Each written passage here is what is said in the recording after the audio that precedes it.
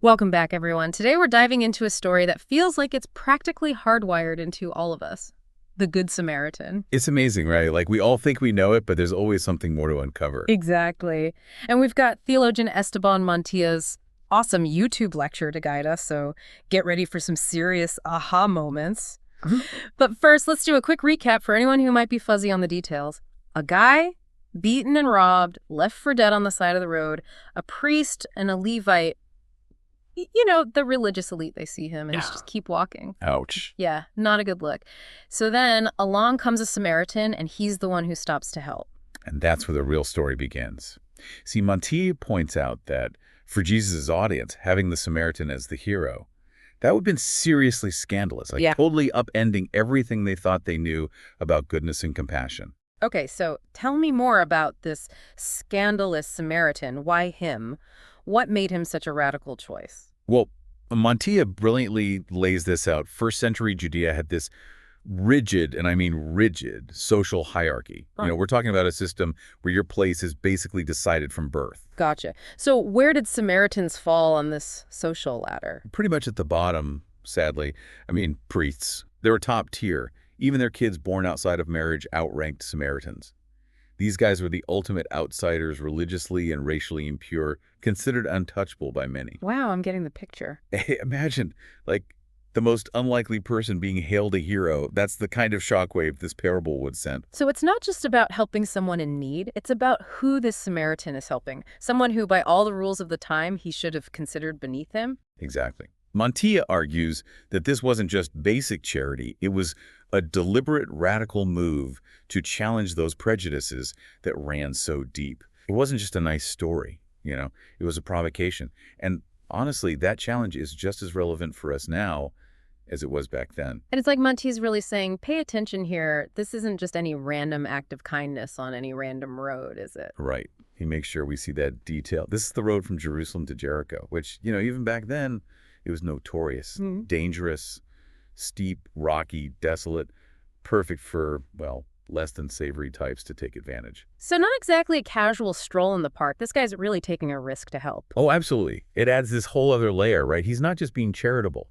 He's potentially putting himself in danger in place that was already risky, and him being who he was. That's huge. And don't miss how the Samaritan actually helps. Like Monty's pointing out, it's not just, here's some water, good luck. It's thought out, wine to clean the wounds, oil to soothe, bandages. This guy came prepared, maybe even had some medical know-how, not just a random good deed.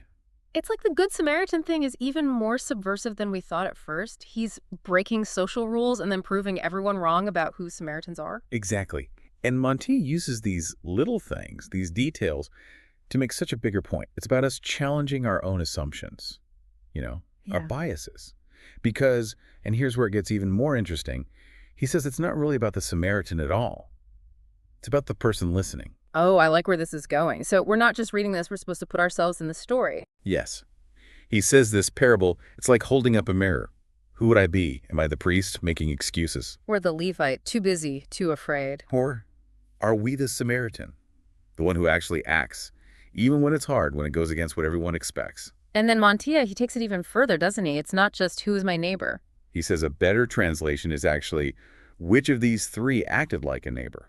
Whoa. Okay, so it's not about labeling people. It's about how we behave no matter who the other person is. That's huge. It's a call to action, not just a lesson, right? Yeah. Everyone has that inherent dignity, deserves compassion. But how do we actually do that? It's easy to say, be like the Samaritan, but making that real in our world today, that's the challenge, isn't it? It is. That's where we got to figure out how do we take this ancient story and actually live it, which I think Montilla has some amazing insights about. So be like the Samaritan, got it, but what's that actually mean for us here and now? It can't just be a nice idea, right? Well, it's got to be lived out. And Montilla, he gets at this. He says, start by thinking about, who are we missing? Who do we just overlook? Who are the Samaritans in our own world today? Those people we might not even think about needing help, or honestly, that we might even write off completely. It's like he's telling us to check our compassion radar, right? See if it's actually tuned into everyone or just who we're comfortable with. Yeah. And that we all have those biases, maybe without even realizing it. He says sometimes the most radical thing, the most compassionate thing is just seeing someone, Yeah. really seeing them, not their label, not our judgments, just them as a person. And that doesn't mean waiting around for some big heroic moment, does it? Like Mantia talks about those everyday things mattering too. Oh, totally.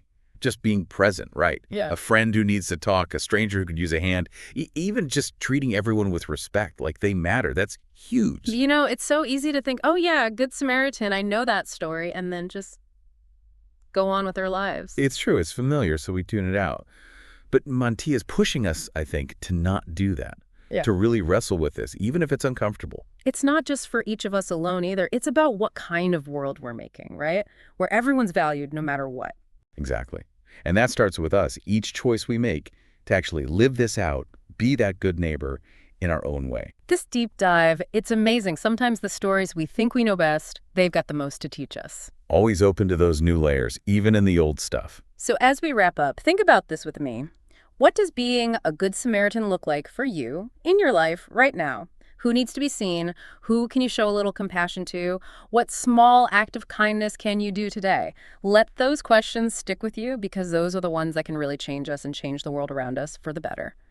Thanks for joining us for this deep dive, everyone. Until next time, keep exploring, keep asking those big questions, and we'll see you on the next deep dive.